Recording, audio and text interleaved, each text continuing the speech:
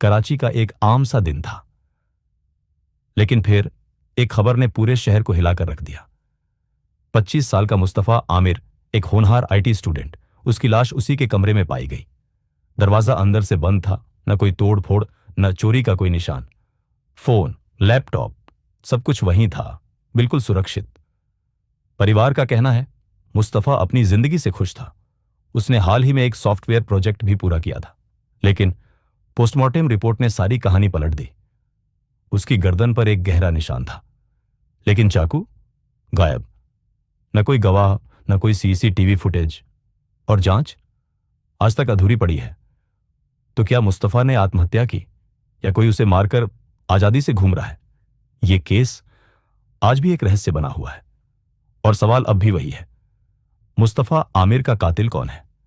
अगर आप भी जानना चाहते हैं ऐसे अनसुलझे रहस्य, तो अभी हमारे चैनल को सब्सक्राइब कीजिए, क्योंकि सच को छुपाया जा सकता है, लेकिन हम उसे ढूंढ ही निकालते हैं। डार्क सीक्रेट, जहां हर राज एक कहानी बन जाता है।